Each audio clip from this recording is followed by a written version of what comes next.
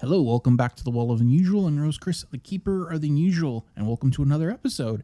Now, for today's episode, I'm going to be talking about the Satanic Panic and D&D and how those two things go hand in hand kind of thing. And for today, I actually have a guest in quote-unquote my studio, my good buddy Age. Me and him have played D&D. He's more of a veteran D&D player. He's been playing far more longer than I have. He's DMing a campaign right now. Which campaign is it? Right now we're running through the Tyranny of Dragons, which is the Rise of Tiamat, and the second part, I can't remember the name, but it's basically two pre-created campaigns. Yeah, it's for 5th ed. I started playing 3.5 originally. I don't know, you started playing 3.5 originally? Well, it would have been 2nd edition when I started, so Advanced D&D was where I started, but most of my gaming years was definitely in 3rd edition, 3.5. Yeah, and so I have him on the show because just to get him into like the lunacy of D&D and the Satanic Panic. Now, have you ever heard of the Satanic Panic before, or? I have heard of the Satanic Panic referenced in different things, but I never really looked into it or kind of went down that rabbit hole just because, I thought it was a lot of gibberish and never really paid much attention to it until, you asked me to come on the show and talk about it. So the Satanic Panic, actually see a bit of it in Stranger Things. I think it's the not newish season, but it was the last season they filmed before like COVID hit and just stopped production. Yeah. You see a bit of it where I'll get a bit more into it later on. But the Satanic Panic it started around like the 1980s and is still happening today.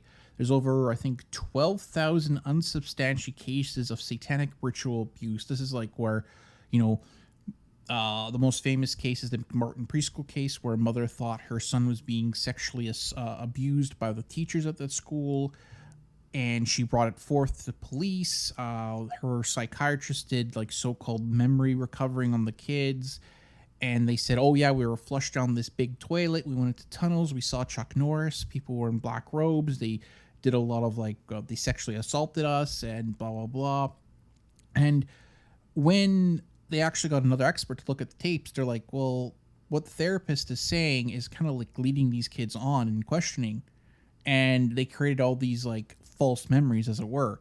So like police believe this, child therapists believe this, even some welfare agents believe this, and there was like all these so-called experts of the occult came out making these like police training videos, showing what to look for at a crime scene for any satanic worship and how it's good, and any like one video I saw, it was like, oh, this is what a satanic wheel of justice looks like, this is a pentagram, and police agencies bought into this crap. Well, but that's part of the problem, right? Because if you have an audience and you play to that audience, you can spoon feed them whatever you want, as long as you sound convincing or you speak with enough authority and enough people to back you up, it's gonna be taken as fact. Yeah. And I think that's where a lot of this stems from.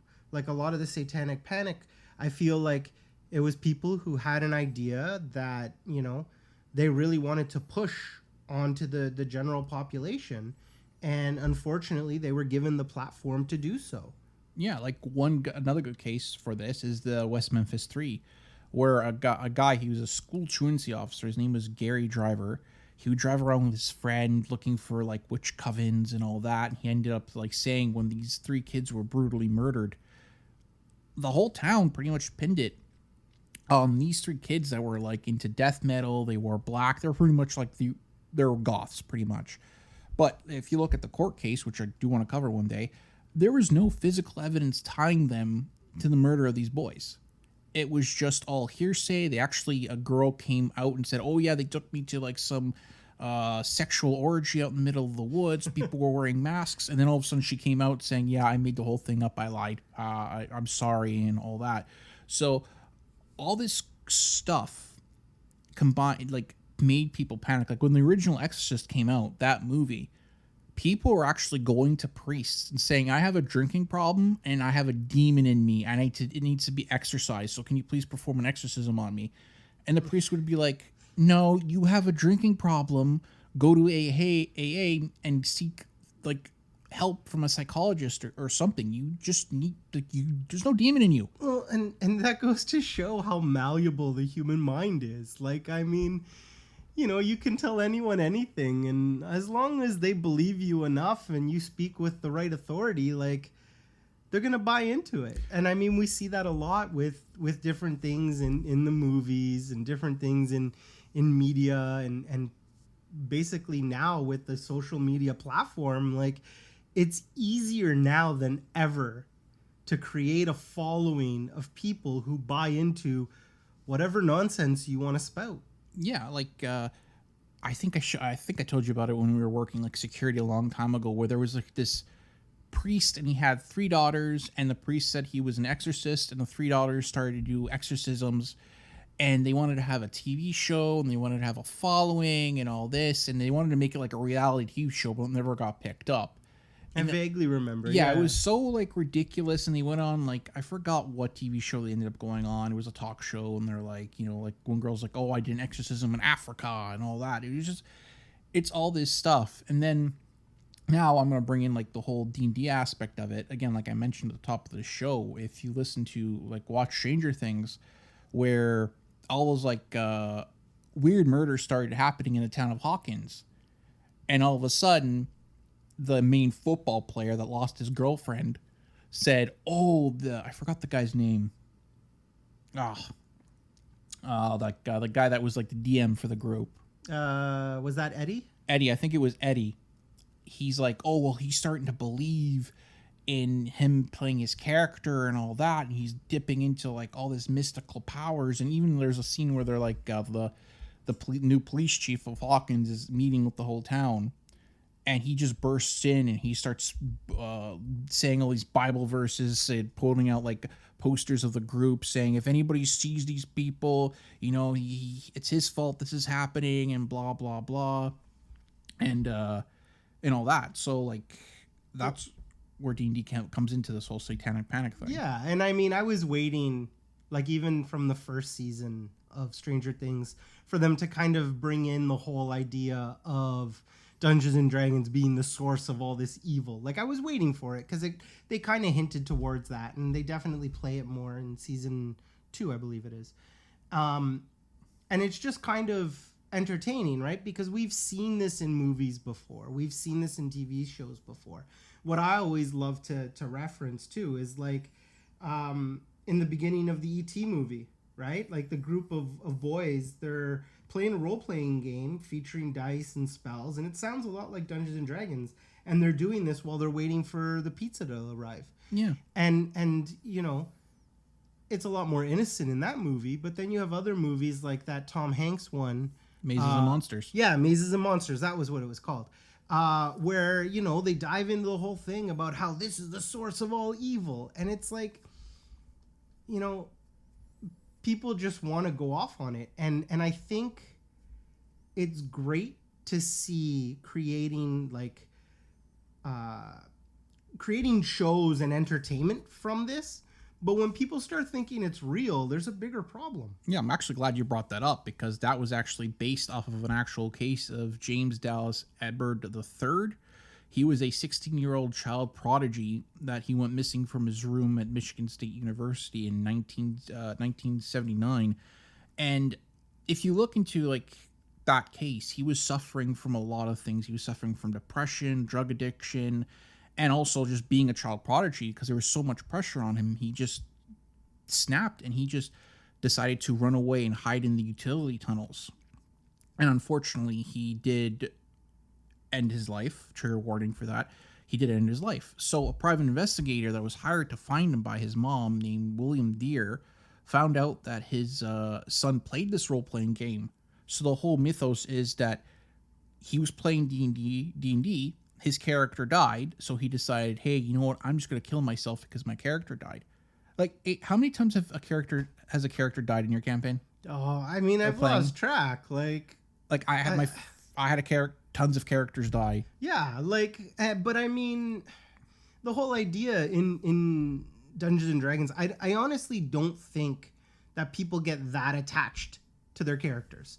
Because, like, I've had plenty of characters that, you know, I really enjoy playing, and then they get killed. But they go out in a glorious battle, right? Like that's part of the game. Like that's the whole idea. Like it's the whole like the Norse mythology of, you know, the only way to get into Valhalla is by dying in glorious battle and slaying your enemies. Yeah. Like one of the biggest things, and I've remade this character numerous times, but I enjoy playing barbarians. And my most famous one is Dorogar, and I've remade him over and over in different campaigns. And I mean, yeah, he dies. And then I make a new character. Like, I don't think that people get that attached. No. Sometimes, you know, it's like playing a video game. It sucks when you die and you got to start over again. But you move forward and you keep playing the game. Yeah, like I'm going to quickly play this video I found. It was kind of funny about these two guys discussing like the dangers of D&D. This is around the time of the Satanic Panic. I do not think that many parents are aware of what's inside the game. In fact, in my presentation, I show many pictures from the inside the books just to show the images of this game. I mean, the gruesomeness of this game and the occult link to it. Well, I know that when I did my message, and this has happened, I have letter after letter where people took the pieces. Now, there's 6 involved in the pieces of the game, but they take the pieces of the game, they would throw them in the incinerator or the fireplace, and screams would come out because there seemed to be some kind of spiritual forces inhabiting those pieces. And this is the type of wackadoo stuff that came out of this panic. What are the pieces, for instance? Well, this game affects the most intelligent of our children. And the pieces include white witches, wizards, necromancers, the clerics, that type of thing. It includes evil wizards. It's a white versus black witchcraft. The good versus evil is white versus black witchcraft. And Anton LaVey, the writer of the Satanist Bible, says there is no such thing as white witchcraft. Well, being a Satan worshiper, he should know. Yeah, he should. That is like some of the lunacy that came out of the Satanic Panic. Like even that movie you mentioned before with Tom Hanks. That whole movie was based off that case. And in that movie, like first he's playing the game called Mazes and Monsters. And in the movie, he's like, you know, I have this high level character. Can I join your guys' campaign? Like, okay, this is a high level campaign. Come on in. And his character dies. So like, okay, well, you're going to have to start at level 1. And like one guy's like, no, but it takes so forever. You know, let's LARP. Let's like actually LARP D&D. So they go into like an abandoned mine, all this stuff. And Tom Hanks' character eventually loses it, thinking he's actually a cleric. And he, like in the movie, he told his girlfriend, I took the vow of celibacy. I'm a holy man. I can't do this. I can't have sex. And near the end of the movie, he was going to jump off the Twin Towers to prove that his God was going to save him. But luckily, his friends talked him down. And at the end of the movie, spoilers for anybody who hasn't seen it, he ends up. Everyone has to have seen it by now. Like, how long has this movie been out? Oh, it's a long time. It's like Tom Hanks' I think, first movie role. He ends up in a mental health institution, and he sees one of his friends that he thought it was the character. He's like, oh my God, the wizard that brought you back must have more stronger magic. And that people that got sucked into the Satanic Panic watch that and think, like in the video, oh, like kids play it and they get drop out of life and blah, blah, blah. But no, they don't. Like, how hard it is to get a D&D game. Like, there's that joke, like, well, and that's the thing. Like, I mean, I never wanted to be the DM. I wanted to play. But the problem was it was so hard to get a friggin' group together that I ended up DMing just so that I could make sure that we could play. And even now, it's hard enough to coordinate with everyone playing. Yeah. Like, we get together, maybe once a month? Yeah, because of your work schedule, my work schedule, our wives' work schedule. It's like, what was that meme that came out when they were filming the D&D movie where it got canceled for COVID, and it's like people were posting like in true D&D fashion, the session gets canceled. Right? Exactly. And I mean, I just want to reference back that video that you played, right? When they're talking about throwing the minis into the fire and like the screams coming out of the melting minis. I think the most dangerous piece in that Dungeons & Dragons set is a D4 you lose on the carpet, because stepping on that damn D4 hurts a lot more than stepping on Lego. That's the most dangerous thing in that game. Yeah. Like another case I'm going to reference here too. In 1982, a high school student named Levering Peel, I can't pronounce that name, ended up, shooting himself in the chest. Now, an article that came out in the Washington Post saying that he had a very hard time fitting in. He was very bullied. He had a lot of problems, but he played D&D. And his mother thought, oh, because he killed himself, he played D&D, that's what caused him to end his own life. But a lot of psychologists said, well, no, he had a lot more problems. And this is the Irving Lee Pulling. Yeah, Irving case. Lee Pulling, yeah. Yeah. And I mean, that's the thing, right? Like, here you have someone who probably struggles with social anxiety, has problems making friends, has problems fitting in, and he found an escape in this game. Mm-hmm. And then now you're going to say that the game is the source of all the evil that he's had in his life? Obviously, there's signs of mental illness.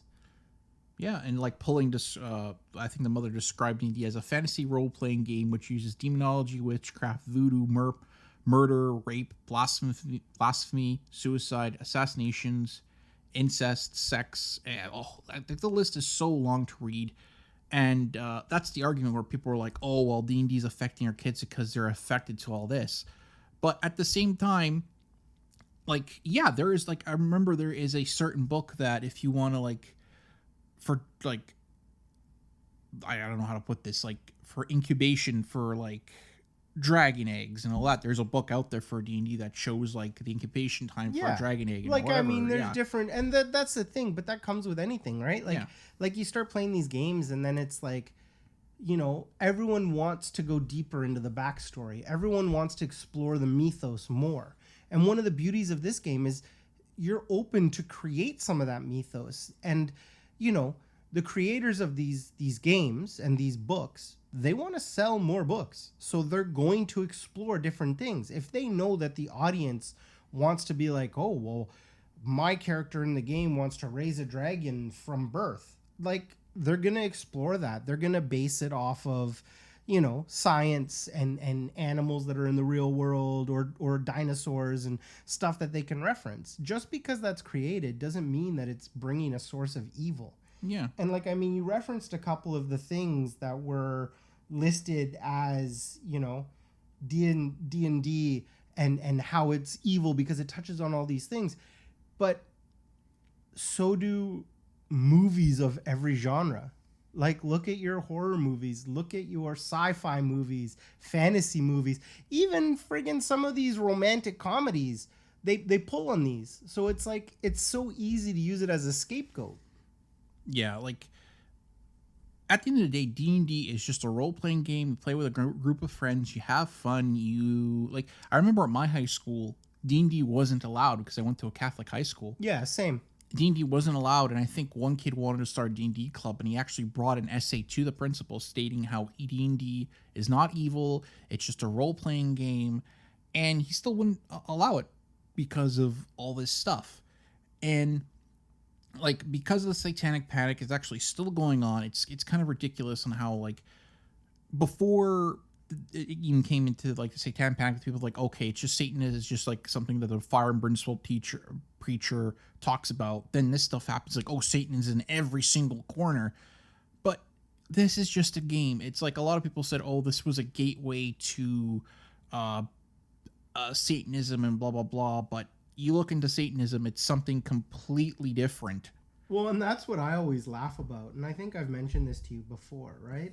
Like, there's 7 fundamental tenets of the Satanic Temple. And, like, I'm not going to go through it all. Like, you can Google this to find them.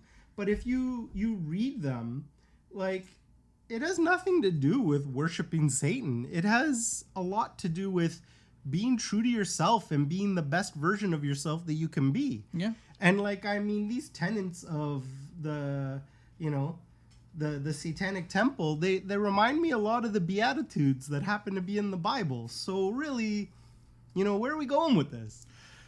Yeah, even like, you know who Ed and Lorraine Warren are? Yeah. They based all those movies, like the Conjuring movies, off of them. So I just found this out recently. Listened to one of my favorite podcasts, Last Podcast on the Left, because they actually finally covered the Warrens. So the Warrens had a haunted collection in their house. Right. But the thing is, you go down there, it's a bargain basement, so they just have like a whole bunch of like random shit that they said is haunted. unlike the Newkirks that I covered, the haunted objects, like the Newkirks, when they receive a haunted object, they have the attitude of, we don't know if this is haunted or not. And they even said on their podcast, sometimes we get a haunted object, nothing happens. Nothing weird happens, nothing. Like, doesn't mean that person didn't go through something paranormal. It just maybe, or something happened. But with Ed and Lorraine Warren, everything was ooky spooky. And apparently they had a cursed D&D book in their collection that is cursed, but they're just probably going into the whole Satanic Panic thing of like how, oh, yeah, this just screams evil and all that. The only thing that happens in D&D to me sometimes is the drama that happens in D&D groups, where either a D&D group breaks up because of drama that happened between either two players or the whole group, and they're like, screw it, we don't want to play anymore, or one guy rage quits and like storms off, or something like, you know, that's the real panic. The real panic is the DM sitting there watching the group fall apart because someone rage quits and someone else is really lucky with their die rolls, and all of a sudden is just drama. Yeah, that's the real panic. Okay, losing your DM group so that you can't play anymore. Oh, dude, like if you look up like the Reddit thread, "Am I the asshole?" and go on like D&D, there are so many of them. I think there was one where this DM accidentally did a total party kill because he did a party going through like a dungeon crawl, but it was through like a temple. Okay. Right? So they recover this ancient sword from the temple. Half the party almost dies, and the one guy's character dies. So the one guy's like, okay, I'll just re-roll a character, make it, and rejoin your guys' campaign. So he goes off. I think he was sitting at the table as he's re-rolling the character. So one guy goes, okay, I'm taking the sword that we found, and I'm going to wrap it up in a blanket and put it on our cart. So if anybody, so no one sees it. And then this guy re-rolled this character, and he's like, and he will go, and the guy's like, this guy went right up to my character and says, I know you have the sword. And he's like, how do you know I have the sword? He's like, and the guy told the DM, my character runs through the temple real quick, checks, sees the sword's not there, runs back. And the guy's like, there were so many booby traps within the temple. How did you do that? Well, that's the problem with metagaming, right? Like, that's what it using was. your outside knowledge. And I mean, I played with someone that was like such a big rules lawyer, and like they would sit there and they would memorize the monster manual, and they'd be like, no, that monster doesn't do that. That monster listen. Are you here to play, or are you here to tell me how the game runs? Because if you want to tell me how the game runs, let me roll up my character and I'll play in your game. Like, see, hear that frustration? That's a frustration of actual someone that's been playing D&D, not all this satanic panic stuff that unfortunately people got sucked into, and they ended up like wasting a whole bunch of their life in jail, like with the McMartin preschool case, where a lot of those teachers ended up getting prosecuted. Then all of a sudden it got redacted. And then I think it was a book called Michelle Remembers. And all of a sudden that got debunked and disproven. And those people got let go. And they're like, and all this shit keeps happening. Like the West Memphis 3, all three of those kids ended up serving time for something they did not commit because of the panic, because of people that were like, oh yeah, well, they're Satan worshipers and they practice witchcraft and blah, blah, blah. People were like the main person that said that these kids committed crime was I think one of their friends had a complex need, and he had no idea what was going on. And the officers would say when they're interviewing him, oh, you saw so-and-so grab the rope and strangle that kid, right? And he's like, yeah, I did. And what, this kid ran away? And he's like, no, that kid didn't run away. And they would stop the tape and yell at him and say, no, you saw that kid run away, right? He's like, yeah. And they would record it again. Even when he got visited by his lawyer, he thought he was just another cop. And one day he asked the lawyer, who is Satan? And he's like, what are you talking about? And he showed him a pamphlet that he got from like some priest and said dangers of Satan and whatever. He's like, oh no, this kid doesn't know who he is, what's actually going on. Well, and that's it. And that goes back to the comment I made earlier, right? Like, if someone has a platform and they talk loud enough, they're going to find followers. Yeah. And that's the struggle. Like, I mean, what makes me happy is as humanity moves forward, we have less and less of these cases. Yes, it's still there. Yes, there's still a lot of bullshit. But I feel that common sense is starting to move forward and starting to prevail. And a lot of these things, like cases based around this, you know, around the Satanic Panic and everything, we're seeing less of them affect everyone. Yeah, that's true. And like if you look at D&D now, it's become such an like you can find multiple Twitch channels that have D&D games that run. Critical Role, it started on a Twitch channel. Yeah. With one of my favorite DMs, Matt Mercer, I think his name is. Matt Mercer, yeah. Yeah. And it grew into like them having their own animated show off their campaign. He actually wrote a campaign book for that campaign, the Vox Machina campaign. You have it like growing in such like big cult, like now it's culture where it's like, yeah, like people play D&D, they have their own games they play. People prefer playing with certain groups with certain rules. And it's become more mainstream, right? Yeah. And like I think, I don't know, my biggest complaint with 5th edition is that it's oversimplified. But I can see the appeal of that because it allows more people to get into the game. I think this episode should just be like a D&D complaint episode. I don't know if you want to devolve that way. Like, but again, bringing it back to the Satanic Panic, like there's even a quote by some minister saying this game is an occult tool that opens up young people to the influence of possession by demons. Now, I'm going to reference a case that actually involves Ed and Lorraine Warren called the Devil Made Me Do It case. Where can I just like... Yeah. I'm just thinking now, like I've been playing D&D for 25, 26 years. Yeah. How come demons haven't come to me and said, "Hey, Age, you wanna make a trade here?" How come no demons have popped up and said, "Hey, you know that pet that you had that died? I can bring it back for you. Let's show you some necromancy."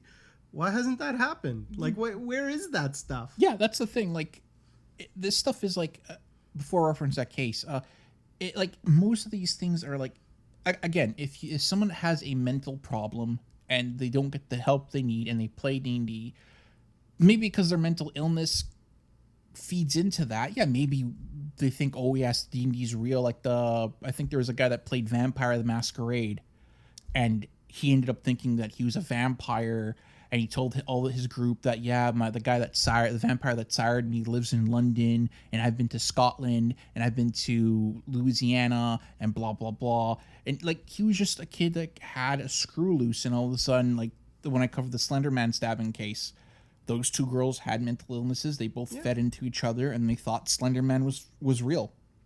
So, with this whole The Devil Made Me Do It case, this guy was at an exorcism involving Ed and Lorraine Warren, and he told it was like this 5-year-old kid that pretty much, if you look into it, the mother was like very adamant and all that, and then all of a sudden it was he would like, I think Ed would tell him, oh, this is the signs of possession and all this and blah blah blah, and the kid would just act out like a kid going, okay, I'm getting all this attention, I'm going to pretend I'm possessed and all that. And apparently when the father was home, because the father worked 2 jobs, so the father was not home that much, and apparently when the father was home, he looked at the kid one day, he's like, enough of this shit, you're gonna act normal now, you're not possessed, and the kid would be completely fine. But there was an exorcism on this kid, and this guy was there. He told the demon, jump into me if you're so tough, and blah blah blah. Later on, he got drunk, got into a fight with his landlord, stabbed his landlord to death, and then all of a sudden he said, oh, to police when he was arrested, which I do want to cover this story, I don't remember it. I blacked out. I don't remember holding the knife. I don't remember stabbing him, blah, blah, blah. So Ed and Lorraine Warren, legit, during this court case, got an exorcist flown from Vatican City to the U.S. They got a whole bunch of other people as witnesses to show up the court to testify that possession was real and that this guy was, actually possessed by the devil. And a judge said, no, you're not coming into the court because you can't use that as a defense for murder. It doesn't work. And that was a staple of the court system. I forgot the legality in the U.S., why. But again, this involves into the whole Satanic Panic thing, where it's like it opens up kids to possession and demons. It's like, I've been playing D&D for a long time too. I have never experienced anything ooky spooky or weird, or I've run into like a demon or whatever. Maybe we're playing the wrong version. Yeah, probably. That's what it is. We don't have the right book. We got to find the other books. Yeah, like, again, like, people... The point of this episode, too, I want to get into is just, like, how stupid the Satanic Panic is and how dumb it is. Like, again, the movies of The Exorcist brought out a lot of crazy people. Amityville Horror. The Amityville Horror House. That brought out a lot of crazy to the point where the town of Amityville refused to play the Amityville Horror in their movie theaters because it's like, it's giving our town a bad name. Like, Ed and Lorraine... I didn't realize that. Yeah, happened. that's an actual fact. Really? Yeah. Because I really enjoyed that movie. Yeah, Amityville refused to play it when that movie, the original Amityville Horror, came out. They refused to play it. And half the stuff that, if you look into that case, actually covered the Amityville Horror in my podcast, like in the early days. Mm-hmm. You look into it, and a lot of stuff is kind of like a bit skeptical. But again, like you said, when someone's a showmanship like Ed and Lorraine Warren, and you have someone saying, yes, D&D will hurt your child, like, look at all these cases and look at this and look at that, it blows up into something even more, like, deadlier. Like, even, like, my favorite ghost hunter, Zach Bagans, there is an episode where they go to Los Angeles and they investigate the hotel that Richard Ramirez stayed in. He was a Night Stalker.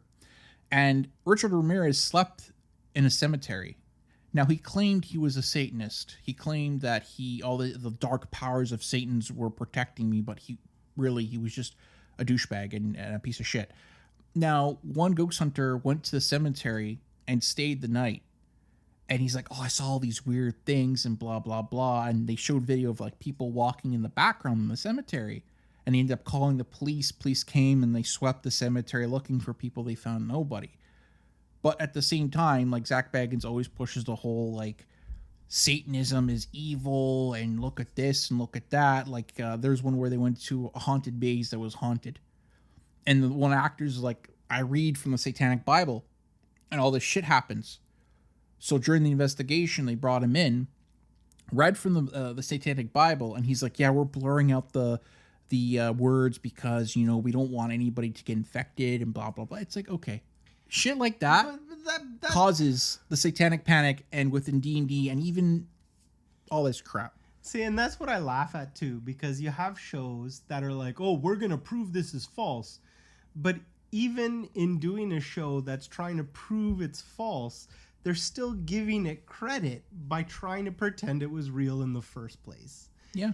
And like, I mean, I don't know. I like doing urban exploration. I like abandoned places. I like checking things out. I like, you know, finding like abandoned century-old homes. I've explored cemeteries at night. Sure, I've heard weird noises, but I know that my brain is making it worse than it actually is. Yeah, your brain tricks you. Yeah. You know, you go into a century-old house and, you know, you walk around, you're going to hear noises throughout the house because that house is over 100 years old. Mm-hmm. Like, you know, our brains are powerful tools. And unfortunately, when we create imagination and we start playing off of what we thought we heard, what we thought we saw, and then we explore it and say to someone, oh, this happened to me. Like if you and I were in the same place at the same time and I said to you, hey, I just saw that shadow move. You're going to stare where I point and be like, you know what? I can kind of see it too. Yeah, exactly. That's a good point. Yeah. And that's, you know, you affect everyone that way. Yeah. Like back to actually screwed up on the case. So that kid that ended up shooting himself in the chest, he was the one that killed himself because his D&D character died. And his mom tried to sue the school because the high school principal was actually running the D&D campaign that he was playing.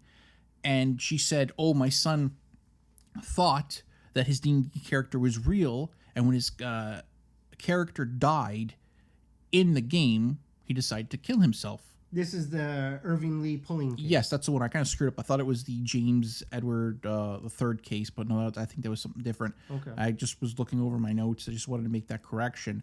But again, I think that kid, he had a lot of problems. Like, even his classmate was interviewed, and she's like, yeah, he had a lot of problems in high school. He was struggling a lot. Well, I don't know, because I don't know these people personally. But, like, from reading about that case, from hearing what you've said, from finding it in different places, like, I almost wonder if the mother over sensationalized everything after the fact to get attention, to get monetary compensation. Yeah, she made a group called Mother Bothered About Dungeons and Dragons. Yeah. BADD in 1983. And like, if that's the case, like, would that not show that she has her own mental illnesses to deal with? Yeah, even Oprah had people on her show saying how bad D&D was and how it links to all this stuff. Oprah at her, like, when in the early days, that when she had her show, it's like, come on, it's just, it is ridiculous. I mean, obviously it's going to be on TV because it's a popular topic.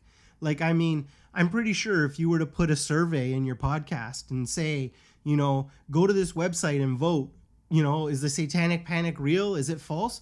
You're going to have people give compelling arguments both ways, because people are going to believe what they want. Mm-hmm. And a lot of people are going to be like, nope, this is the fact.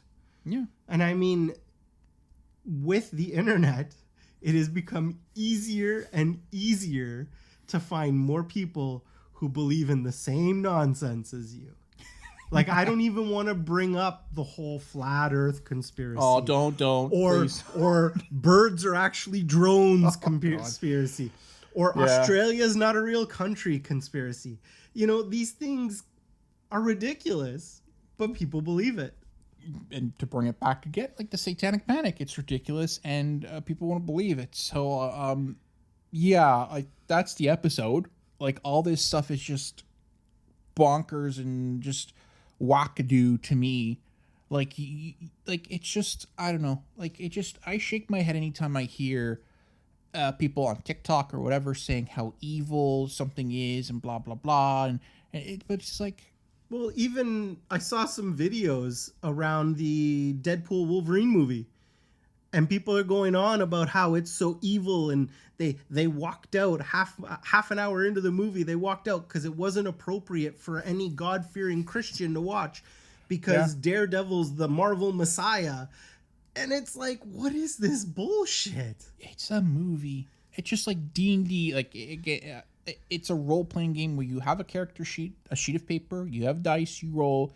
The Dungeon Master or Master of Ceremony or GM says, you hit, you miss. Oh, you want to do that? Okay, fine. And that's it. So, that... You know what? What? I think the next time we're playing a campaign that I create, I'm going to put the Satanic Panic in my game.